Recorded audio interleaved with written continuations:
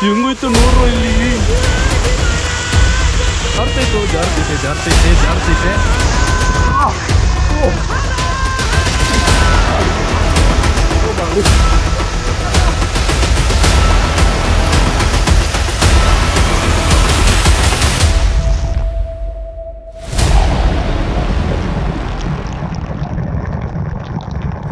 Help ಮಾಡ್ತಿಲ್ಲ ಅವ್ರಿಗೆ, ಕೆಳಗಡೆ ಇದೆ ಅಂತ ಹೇಳ್ತಿದ್ದಾರೆ. ಸೊ ಈಸಿಯಾಗಿದೆ, ಸೊ ಪ್ರಾಬ್ಲಮ್ ಇಲ್ದಿರ ಹೋಗಿ ಅಂತ. ಇವರು ತುಂಬ ಕಷ್ಟಪಡ್ತಾವ್ರೆ ಇಳಿಯೋಕ್ಕೆ.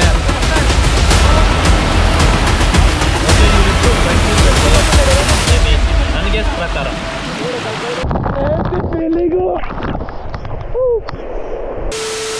ಸೊ ನಿಮಗೆ ಮುಂದೆ ಒಂದು ಮನೆ ಕಾಣಿಸ್ತಿದೆಯಲ್ಲ, ಈ ಮನೆಗೆ ನಾನು ಈಗ ಹೊರಡ್ತಾ ಇದ್ದೀನಿ. 9 ಗಂಟೆ ಟೈಮ್ ಆಗಿದೆ. ಈ ಜಾಗದಲ್ಲಿ ನಾನು ಈಗ ಮಲ್ಕೊಳ್ತಾ ಇದ್ದೀನಿ. ಎಷ್ಟು ದೂರ ಇದೆ ಅಂದರೆ ಮೇನ್ ರೋಡಿಂದ 11 ಕಿಲೋಮೀಟರ್ ಏನೋ ಬೆಟ್ಟದ ಮೇಲೆ ಇದೆ ಈ ಮನೆ. ಈ ಜಾಗಕ್ಕೆ ಬಂದಿದ್ದೀನಿ. ಸೊ ಈ ಜಾಗದಲ್ಲಿ ಮಲ್ಕೊಂಡು ಬೆಳಗ್ಗೆ ಸಿಗ್ತೀನಿ. ಆಲ್ರೆಡಿ ಅಧ್ವಾನ ಆಗಿಬಿಟ್ಟಿದ್ದೀನಿ ನಾನು. ನನ್ನ ಕೈ ಕಾಲುಗಳ ನೋವ್ತಿದೆ, ಮತ್ತು ಚಾರ್ಜಿಂಗ್ ಹಾಕಿಲ್ಲ. ಚಾರ್ಜಿಂಗ್ ಹಾಕ್ಕೊಂಡು ನಾಳೆ ಬೆಳಿಗ್ಗೆಗೆ ರೆಡಿ ಆಗಬೇಕು. ಸೊ ಮತ್ತೆ ಸಿಗ್ತೀನಿ ಬೆಳಿಗ್ಗೆ ಆಗಲಿ ಬಾಸ್. ಸಿಟಿ ಬಿಟ್ಟು ಹಳ್ಳಿ ಕಡೆ ಬಂದರೆ ಏನು ಮಜಾ ಐತೆ ನೋಡ್ರಪ್ಪ. ಅದು ಅಲ್ಲೂ ಜೊತೆ ಇದ್ರೆ ಇನ್ನೂ ಮಜಾ ಬರ್ತೈತೆ. ಒಂಥರ ಫೀಲೇ ಹೆವಿ ಇದೆ. ಸೊ ಈ ಥರ ಇದೆ. ಮಳೆ ಬೇರೆ ಬೀಳ್ತಿದೆ, ಇನ್ನೂ ಡ್ರಿಸ್ಲಿಂಗು. ಮತ್ತು ಅಲ್ಲಿ ಮೇಲ್ಗಡೆ ಇರೋದು ಒಂದು ಮೌಂಟೇನ್, ಯಾವುದೋ ಒಂದು ಫಾಲ್ಸ್ ಇದ್ದಂಗಿದೆ. ಜೋರಾಗಿ ಸೌಂಡ್ ಬರ್ತಿದೆ. ಸೊ ಯಾವ ಥರ ಇದೆ ಫಾಲ್ಸ್ ಅಂತ ಕಾಣಿಸ್ತಿಲ್ಲ ಇಲ್ಲಿಂದ. ನಾವೀಗ ಹೋಗ್ತಿರೋ ಪ್ಲೇಸು ವಾಟರ್ ರ್ಯಾಪ್ಲಿಂಗ್ ಬಸ್ಸು. ಈಗ ಆ ಥರ ಆ್ಯಕ್ಟಿವಿಟಿನ ಮಾಡಕ್ಕೆ ಹೋಗ್ತಾ ಇದ್ದೀನಿ. ಸೊ ನಾನಂತೂ ಎಕ್ಸೈಟ್ ಆಗಿದ್ದೀನಿ ಯಾವ ಥರ ಇರುತ್ತೆ ಅಂತ. ಇಲ್ಲೆಲ್ಲೋ ಸೀಕ್ರೆಟ್ ಫಾಲ್ಸ್ ಇದೆ ಅಂತೆ. ಸೊ ಆ ಜಾಗಕ್ಕೆ ಕರ್ಕೊಂಡು ಹೋಗ್ತಾರೆ ಅಂತ ಹೇಳಿದ್ದಾರೆ. ಆ ಫಾಲ್ಸ್ ಎಲ್ಸು ಗೂಗಲಲ್ಲಿ ನೋಡಿದೆ, ಗೂಗಲಲ್ಲಿ ಸಿಕ್ಕಿಲ್ಲ. ಈ ಫಾಲ್ಸ್ ಹೇಗಿರುತ್ತೆ, ಯಾವ ಥರ ಜರ್ನಿ ಇರುತ್ತೆ, ಮತ್ತು ಎಷ್ಟೊಂದು ಜನ, ಒಂದು 30 ಜನ ಬಂದಿದ್ದಾರೆ. ಬಾನಿ ಸ್ವಲ್ಪ ಫ್ರೆಶ್ ಅಪ್ ಆಗಿಬಿಟ್ಟು ಹೊರಡೋಣ. ಸೊ ಫ್ರೆಶ್ ಅಪ್ ಆಗಬೇಕು ಅಂದರೆ ಅಲ್ಲಿ ಇರೋದು ಒಂದೇ ಒಂದು ಬಾತ್ರೂಮು. ಸೊ ಅಲ್ಲಿ ಎಲ್ಲ ಲೇಡೀಸೇ ತುಂಬ ಹೋಗ್ಬಿಟ್ಟಿದ್ದಾರೆ. ನಮಗೆ ಫ್ರೆಶ್ ಅಪ್ ಆಗಬೇಕಂದ್ರೆ ಇಲ್ಲಿ ಬರ್ತಿದೆಯಲ್ಲ ನೀರು,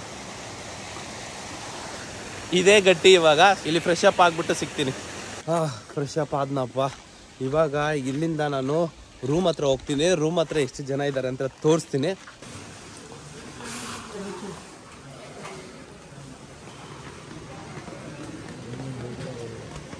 ಬ್ರೇಕ್ಫಾಸ್ಟ್ ಇದೆ ಇವಾಗ. ಇದನ್ನು ತಿಂದ್ಬಿಟ್ಟು ನಾವು ಈಗ ಹೊರಡಬೇಕು. ಚಿಕ್ಕ ಮಗು ನಮ್ಗೆ ಕೊಟ್ಟಿದ್ದಾರೆ. ಇದನ್ನ ಯಾವ ಮೂಲೆಗೆ ಸಾಲುತ್ತೆ ಬ್ರೇಕ್ಫಾಸ್ಟ್ ಅಂತ ಇದು. ಸೊ ಮನೆ ಇರೋದು ಈ ಥರ ಇದೆ. ಗೆಸ್ಟ್ ಹೌಸ್ ಅಂತ ಕರ್ಕೊಂಬಂದು ಕೆಳಗಡೆ ಮಲ್ಸ್ಬಿಟ್ರು. ನನ್ನೇ ತಾನೇ ನಾನು ರಿವರ್ಸ್ ವಾಟರ್ ಫಾಲ್ಸ್ಗೆ ಹೋಗಿದ್ದೆ. ಫುಲ್ಲು ಲೆಗ್ ಪೇನ್ ಇತ್ತು, ಆದ್ರೂ ಕೆಳಗಡೆ ಮಲಗಿದ್ದೆ. ಅದಾದಮೇಲೆ 2 ಗಂಟೆಗೆ ಜನ ಬಂದರು. ಹೆವಿ ರೋದ್ನೆ ಅಪ್ಪ, ನಿದ್ದೆನೇ ಬಂದಿಲ್ಲ ರಾತ್ರಿ ಎಲ್ಲ. ಇಬ್ಬರೇನೋ ಮಲಗಿದ್ರು, ಇಬ್ಬರು ಅಂದರೆ ಲೈನಿಗೆ ಮಲ್ಕೊಂಡಿದ್ರು. ನನ್ನ ಪಕ್ಕದಲ್ಲಿ ಗೊರಕೆ ಹೊಡಿತವ್ರೆ, ನಿದ್ದೆನೇ ಬರ್ತಿಲ್ಲ. ಇಷ್ಟು ಎಕ್ಸ್ಪೀರಿಯೆನ್ಸ್ ಆಯಿತು. 2 ತುತ್ತಿದೆ, ಇದನ್ನು ತಿಂದುಬಿಟ್ಟು ಹೊರಡೋಣ ನಾವು. ಸೊ ಒಂದೊಂದೇ ಐಟಮ್ಸ್ನ ಎತ್ತಿಕ್ತಾ ಇದ್ದಾರೆ ಒಬ್ಬೊಬ್ಬರಿಗೆ. ಇವಾಗ ನಾವು ಕ್ಯಾರಿ ಮಾಡಬೇಕಾಗುತ್ತೆ ಒಂದೊಂದೇ.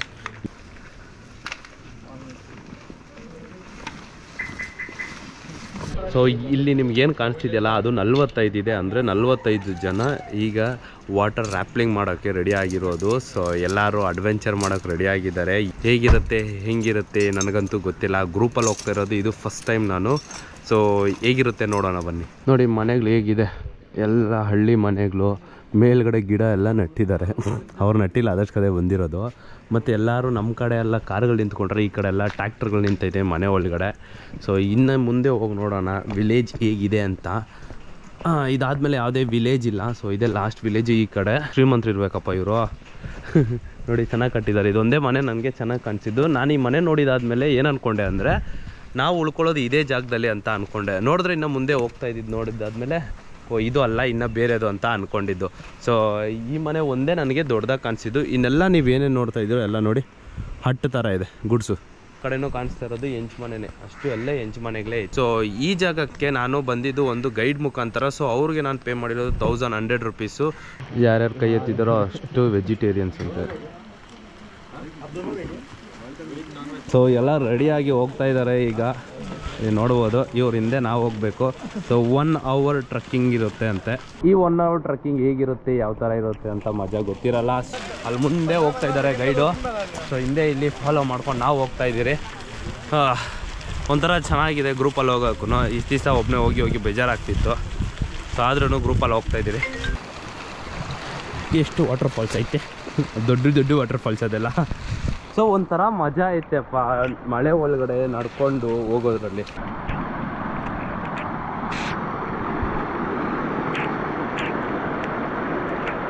ಯಾರೋ ಒಬ್ಬರು ಡ್ರೋನ್ ತಂದಿದ್ದಾರೆ, ಮೇ ಬಿ ಅವ್ರಿಗೆ ಪೇ ಮಾಡಬೇಕು ಅಂತ ಅಂದ್ಕೊಳ್ತೀನಿ ಡ್ರೋನ್ ಶಾಟ್ಸ್ಗೆ. ಸೊ ನೋಡೋಣ ಅವ್ರು ಏನು ಮಾಡ್ತಾರೆ ಏನು ಎತ್ತ ಅಂತ. ಎಲ್ಲೆಲ್ಲಿ ನೋಡಿದ್ರು ಭತ್ತ ಬೆಳೆದಿದ್ದಾರಪ್ಪ ಫುಲ್ಲು. ಇಲ್ಲೇ ನೋಡಿ, ಇಲ್ಲಿ ಇಲ್ಲಿ ಇಲ್ಲಿ ಅಲ್ಲಿ ಫುಲ್ಲು ಎಲ್ಲ ಜಾಗದಲ್ಲೂ ಭತ್ತ ಇದೆ. ಭತ್ತಕ್ಕೆ ನೀರು ಕರೆಕ್ಟಾಗಿ ಹೋಗ್ಬೇಕು, ಆ ಥರ ನೀರನ್ನ ಫ್ಲೋ ಮಾಡೋಕ್ಕೆ ಬಿಟ್ಟಿದ್ದಾರೆ ಕ್ಲೀನಾಗಿ. ಇಲ್ಲಿಂದ ನೆಕ್ಸ್ಟ್ ಅಲ್ಲಿಗೆ, ಅದಾದ್ಮೇಲೆ ಅದಕ್ಕೆ ಚೆನ್ನಾಗಿ ಮಾಡಿಕ್ಕಿದ್ದಾರೆ. ಒಂಥರ ಕಾಡು ಒಳಗಡೆ ಎಂಟ್ರಿ ಆದಂಗೆ ಫೀಲ್ ಆಗ್ತಿದೆ ಇವಾಗ ಮತ್ತೆ. ಸೊ ಇಲ್ಲಿಂದ ವಾಟರ್ ಫಾಲ್ಸ್ಗೆ ಹೋಗಬೇಕು ಅಂದರೆ ಇನ್ನೊಂದು 15 ನಿಮಿಷ ಅಂತ ಹೇಳಿದ್ರು. ಮತ್ತು ವಾಟರ್ ಫಾಲ್ಸ್ ಹೈಟ್ ಎಷ್ಟಿದೆ ಅಂದರೆ 200 ಫೀಟ್ ಅಂತ ಹೇಳಿದ್ದಾರೆ. ಸೊ ಅಲ್ಲಿಂದ ನಾವು ವಾಟರ್ ರ್ಯಾಫ್ಟಿಂಗ್ ಮಾಡಬೇಕು. ಎಲ್ಲೋದ್ರೂ ನಾಯಿಗಳು ಬರ್ತೈತಪ್ಪ ಟ್ರಕ್ಕಿಂಗ್ ಜಾಗದಲ್ಲಿ. ಅದಕ್ಕೂ ಟ್ರಕ್ಕಿಂಗ್ ಮಾಡೋಕ್ಕೆ ಇಷ್ಟನಾ ನಮ್ಮ ಜೊತೆ ಅಂತ ಗೊತ್ತಿಲ್ಲ. ನಮಗಿಂತ ಅದಕ್ಕೆ ಚೆನ್ನಾಗಿ ದಾರಿ ಗೊತ್ತಿರುತ್ತೆ, ಹೆಂಗೆ ಹೋಗ್ಬೇಕು ಹೆಂಗೆ ಬರಬೇಕು ಅಂತ. ಕಳೆದೋಗೋದೇ ಇಲ್ಲ ನಾಯಿಗಳು.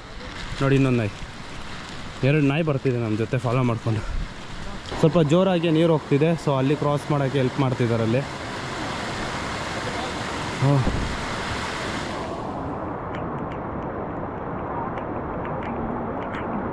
ಕೇರ್ಫುಲ್ಲಾಗಿ ಹೋಗ್ಬೇಕು.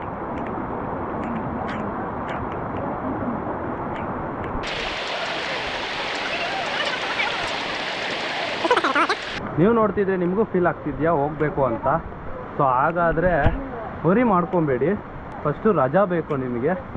ರಜಾ ಇದ್ದರೆ ತಾನೇ ಆಚೆ ಹೋಗಬೇಕು. ಅಂದರೆ ಕಾಲೇಜಲ್ಲಿ ರಜಾ ಕೇಳಬೇಕು, ಆಫೀಸಲ್ಲಿ ರಜಾ ಕೇಳಬೇಕು, ಯಾವಂಗೆ ಬೇಕು ಗುರು ಇದು ಜೀವನ. ಆಫೀಸ್ಗೆ ಹೋಗೋರಿಗೆ ಸಿಕ್ ಲೀವು, ಇಲ್ಲಾಂದರೆ ಅಜ್ಜಿ ಸತ್ತೋದ ತಾತ ಸತ್ತೋದ ಅಂತ ಅಂದ್ಕೊಂಡೇ ರಜಾ ಹಾಕಬೇಕಾಗುತ್ತೆ. ಹಾಕ್ಕೊಂಡು ಈ ಜಾಗಕ್ಕೆ ಎಕ್ಸ್ಪ್ಲೋರ್ ಮಾಡೋಕ್ಕೆ ಬರಬೇಕಾಗುತ್ತೆ ನೀವೆಲ್ಲ. ನಂಗೆ ಅದೊಂದೇ ಬೇಜಾರು ಫೀಲ್ ಆಗಿದ್ದು. ನೋಡ್ರಪ್ಪ ಬಸ್ಸು ಇದೆ ಸೀಕ್ರೆಟ್ ವಾಟರ್ ಫಾಲ್ಸು. ಮೇಲಿಂದ ನಾವು ವಾಟರ್ ರ್ಯಾಫ್ಟಿಂಗ್ ಮಾಡ್ತೀರಿ, ಹೇಗಿರುತ್ತೆ ಎಕ್ಸ್ಪೀರಿಯನ್ಸ್ ಅಂತ ನೋಡೋಣ ಬನ್ನಿ. ಅಯ್ಯೋ ಇಷ್ಟೊತ್ತು ವಾಟರ್ ಬಿದ್ದೋಗ್ಬಿಟ್ಟಿತ್ತಾ? ಸೊ ಈಗ ನೋಡಿ, ಇಲ್ಲೊಂದಿದೆ ಮತ್ತು ಇಲ್ಲೊಂದಿದೆ. ಯಾವ್ದು ಮಾಡಿಸ್ತಾರೆ ಗೊತ್ತಿಲ್ಲ. Which one they are doing bro? I think ನನ್ನ ಪ್ರಕಾರ ಇದೆ ಅಂತ ಅಂದ್ಕೊಳ್ತೀನಿ.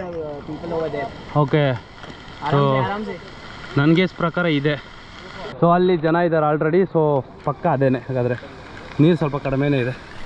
ಐ ಥಿಂಕ್ ನನ್ನ ವಾಯ್ಸು ಲೋ ಇರುತ್ತೋ ಇಲ್ಲಾಂದರೆ ಏನಂತ ಗೊತ್ತಿಲ್ಲ. ಆದರೆ ಮೈಕ್ ಹಾಕಿಲ್ಲ, ಯಾಕೆಂದರೆ ಮಳೆ ಬೀಳ್ತಿದೆಯಲ್ಲ. ಸೊ ಅದರಿಂದ ಸ್ವಲ್ಪ ಅಡ್ಜಸ್ಟ್ ಮಾಡ್ಕೊಳ್ಳಿ.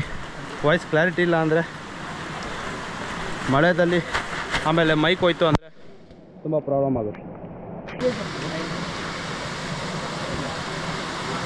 ನಮಗೆ ಡ್ರೋನ್ ಶಾಟ್ ಬೇಕಾಗಿರೋದ್ರಿಂದ ಮಳೆ ಕಡಿಮೆ ಆಗಲಿ ಅಂತ ವೆಯ್ಟ್ ಮಾಡ್ತಾಯಿದ್ದೀನಿ. ನೋಡೋಣ ಎಷ್ಟು. ಮಳೆ ಕಡಿಮೆ ಆಯಿತಪ್ಪ, ಮಳೆ ಕಡಿಮೆ ಆಯಿತು. ಈಗ ಮಳೆ ಕಡಿಮೆ ಆಗಿರೋದ್ರಿಂದ ನಮಗೆ ಡ್ರೋನ್ ಶಾಟ್ ಸಿಗೋ ಚಾನ್ಸಸ್ ಹೆವಿ ಆಗೈತೆ. ನೋಡಿ ಯಾವ ಥರ ವ್ಯೂ ಇದೆ. ಈಗ ಹೆಂಗೆ ಬಿಸಾಕ್ತಾರೆ ನೋಡೋಣ. ರೆಡಿ, 1 2 3 ಆಯಿತು. ಈಗ ಫುಲ್ಲು ಕಂಪ್ಲೀಟಾಗಿ ರೆಡಿ ಮಾಡಿದ್ದಾರೆ ಅಂದ್ಕೊಳ್ತೀನಿ. ಸೊ ಈಗ 1 by 1 ಕೆಳಗಡೆ ಇಳಿಸೋ ಟೈಮು. ಸೊ ಸ್ಟಾರ್ಟ್ ಮಾಡಿದ್ರು ಕೆಳಗಡೆ ಇಳಿಯೋಕೆ. ನೋಡಿ ಇಳಿತಾವ್ರೆ ಈಗ.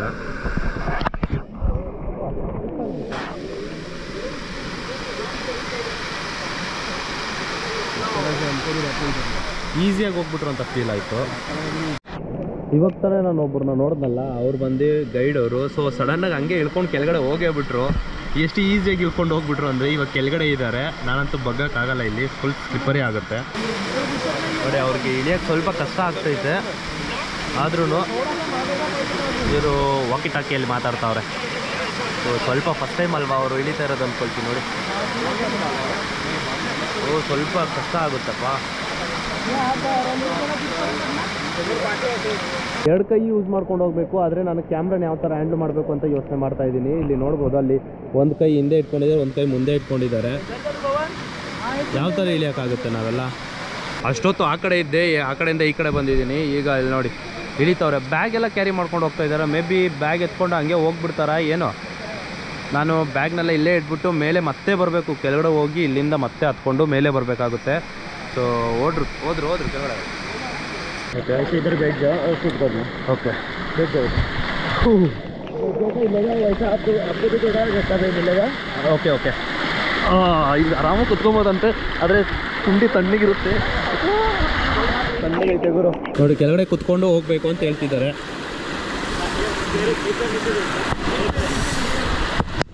केयरफुल भाई। इधर खड़े रहना आपको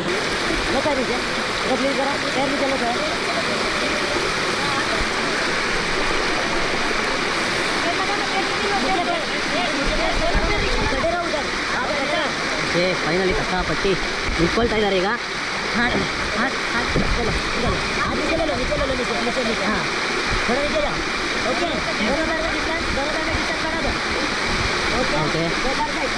ಯಾವುದೇ ಥರ ಹೆಲ್ಪ್ ಮಾಡ್ತಿಲ್ಲ ಅವ್ರಿಗೆ, ಕೆಳಗಡೆ ಇದೆ ಅಂತ ಹೇಳ್ತಿದ್ದಾರೆ. ಸೊ ಈಸಿಯಾಗಿದೆ, ಸೊ ಪ್ರಾಬ್ಲಮ್ ಇಲ್ದಿರ ಹೋಗಿ ಅಂತ.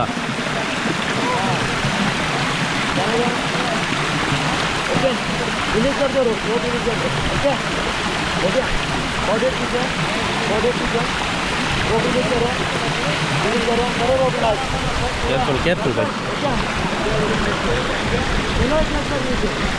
ಇವರು ತುಂಬ ಕಷ್ಟಪಡ್ತಾವ್ರೆ ಇಳಿಯೋಕ್ಕೆ. ಈಸಿ ಏನಿಲ್ಲಪ್ಪ, ಕೆಳಗಡೆ ಇಳಿಯೋವರೆಗೂ ಮಾತ್ರ ಕಷ್ಟ ಇರುತ್ತೆ.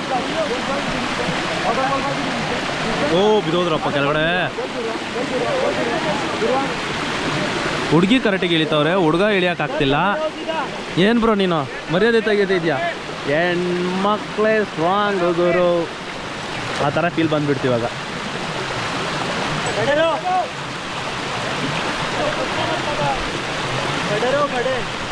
ಅಯ್ಯೋ ಅವ್ರಿಗೆ ಗ್ರಿಪ್ ಸಿಗ್ತಿಲ್ಲ ಅಂದ್ಕೊಳ್ತೀನಿ, ಏನು ಮಾಡೋಕ್ಕಾಗಲ್ಲ.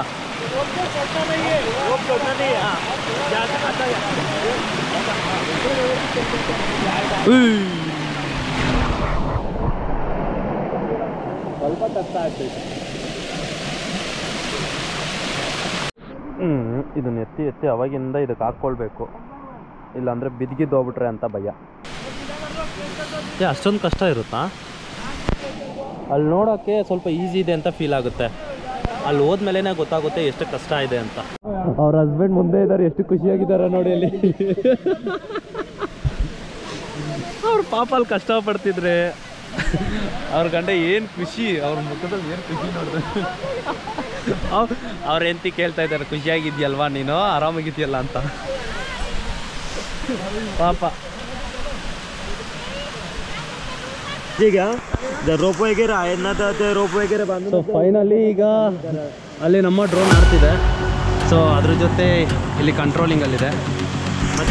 प्रॉब्लेम ಅವ್ರಿಗೆ ಸತಿ ಹೇಳ್ತಾ ಇದ್ದೀನಿ ಏನು ಮಾಡ್ಬೇಕಂತ, ಕೇಳ್ತಾನೆ ಇಲ್ಲ. हां त्याच्यामुळे रिस्क नका तुम्ही तर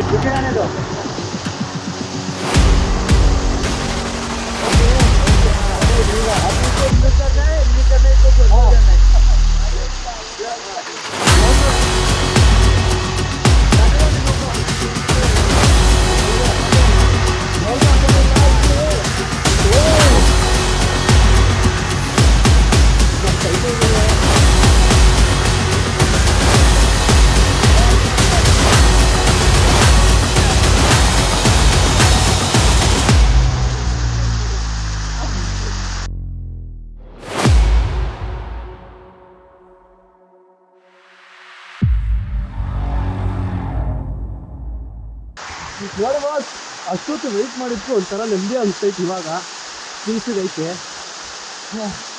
ನೋಡಿ, ಮಳೆಯಲ್ಲಿ ಜೊತೆಯಲ್ಲಿ ಹೆಂಗೈತೆ, ಮಸ್ತ್ ಐತೆ ಗುರು. ಟ್ರೈ ಮಾಡಲೇಬೇಕಾಗಿರೋದು ಇದು. ಐತಾ ಇದ್ದೀನಿ.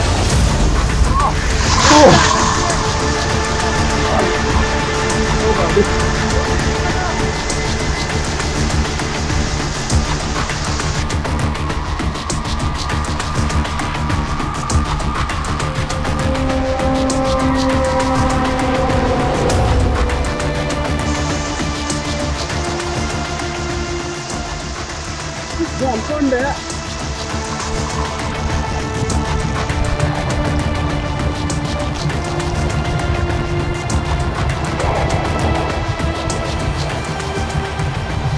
ಮಾತ್ರ ಗುರು ಫೀಲಿಂಗು ಹೇಳ್ಕೊಳಕ್ಕಾಗಲ್ಲ.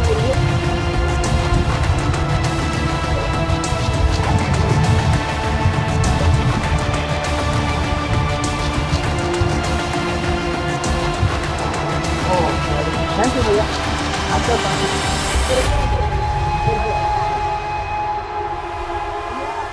तो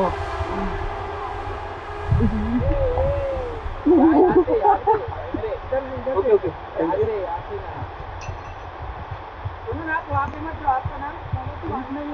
ಬಸ್ ಫೈನಲಿ ಒಂದು 2-3 ಜಾಗದಲ್ಲಿ ಬಿದ್ದೆ, ಆದರೂ ಪರವಾಗಿಲ್ಲ. ಕೈ ಫುಲ್ಲು ಆ ರೋಪ್ನ ಹಿಡ್ಕೊಳಕ್ಕಾಗಿಲ್ಲ, ಅದು ಹಾಕ್ಕೊಳ್ಬೇಕಾಗಿತ್ತು. ಸ್ವಲ್ಪ ಇನ್ನೂ ಚೆನ್ನಾಗಿರ್ತಿತ್ತು. ಪೇನ್ಗೋಸ್ಕರ ಅವಾಗ ಬಿಟ್ಬಿಡ್ತಿದ್ದೆ. ಇದು ಆ್ಯಕ್ಚುಲಿ 5 ನಿಮಿಷ ವಾಟರ್ ರ್ಯಾಪ್ಲಿಂಗು. ಆದರೆ ನಾನು ಇಷ್ಟೊತ್ತಾಯಿತು ಅಂದರೆ ರೀಸನು ಡ್ರೋನ್ ಶಾಟ್ ಚೆನ್ನಾಗಿ ಬಂದಿದೆ ಅಂತ ಅಂದ್ಕೊಳ್ತೀನಿ. ಅಲ್ಲಿ ಹೋದ್ಮೇಲೆ ಚೆನ್ನಾಗಿಲ್ಲ ಅಂದರೆ ಏನೂ ಮಾಡೋಕ್ಕಾಗಲ್ಲ, ಬ್ಯಾಡ್ ಲಕ್ ಅಂತ ಹೇಳ್ಬೋದು. ಆದರೆ ವೆಯ್ಟ್ ಮಾಡಿ ವರ್ತ್ ಅಂತ ಅನಿಸ್ತು. ಮಸ್ತ್ ಇತ್ತಪ್ಪ, ಇನ್ನೊಂದ್ಸತಿ ಟ್ರೈ ಮಾಡಬೇಕು ಅನಿಸ್ತೈತೆ ಗ್ಲೌಸ್ ಹಾಕ್ಕೊಂಡು. ಆದರೆ ಸೊ ಈಗ ಇಲ್ಲಿಂದ ಹೊರಡ್ತಾ ಇದ್ದೀನಿ. ಸೊ ಇನ್ನೂ ನೀವೇನಾದರೂ ಸಬ್ಸ್ಕ್ರೈಬ್ ಮಾಡ್ಕೊಳ್ಳಿ ಅಂತಂದರೆ ಮಾಡ್ಕೊಳ್ಳಿ ಬಸ್ಸು, ಮರಿಬೇಡಿ. ಹೊಟ್ಟೆ ಹಸಿತೈತೆ. ಸೊ ಹೋಗಿ ಊಟ ಏನಾಗ್ತಾರಂತ ನೋಡೋಣ. ಊಟ ತಿಂದುಬಿಟ್ಟು ದಬ್ಬಾಕೊಳ್ಳೋದಾ ಇಲ್ಲ ಬೇರೆ ಕಡೆ ಹೋಗೋದಾ ಏನು ಎತ್ತ ಅಂತ ಯೋಚನೆ ಮಾಡ್ತೀರಿ. ಅಲ್ಲಿ ನೋಡಿ, ಅಲ್ಲಿ ಯಾವ ಥರ ಇದೆ, ಅಲ್ಲಿ ಯಾವುದೋ ಸೆಂಟ್ರಲ್ ತೂತು ಇದೆ. ಆ ತೂತಲ್ಲ, ಅದು ಹೆಂಗಾಗೋಯ್ತಾ ತೋರಿಸ್ತೀನಿ ರೀ. ನೋಡಿ ನಿಮಗೆ, ನೋಡಿ ಇಲ್ಲಿ ಕಾಣಿಸ್ತೈತೆ ನೋಡಿ ತೂತು. ಅದು ಹೆಂಗಾಯ್ತು ಅಷ್ಟು ದೊಡ್ಡ ಬೆಟ್ಟದಲ್ಲಿ ಚಿಕ್ಕ ತೂತು. ಎಷ್ಟು ಬೆಟ್ಟಗಳೈತಪ್ಪ ಇಲ್ಲೆಲ್ಲ. ಕಮೆಂಟ್ ಸೆಕ್ಷನಲ್ಲಿ ಕಮೆಂಟ್ ಹಾಕೋದು ಮರಿಬೇಡಿ ಬಸ್ಸು, ಯಾಕೆಂದರೆ ಅಷ್ಟು ಕಷ್ಟಪಟ್ಟು 8 ಗಂಟೆಗೆ ಹೋಗಿದ್ದವನು 12 ಅಲ್ಲ 2:15ವರೆಗೂ ಇಲ್ಲೇ ಬಿದ್ದಿದ್ದೀನಿ ಒಂದು ಡ್ರೋನ್ ಶಾಟ್ಸುಗೆ.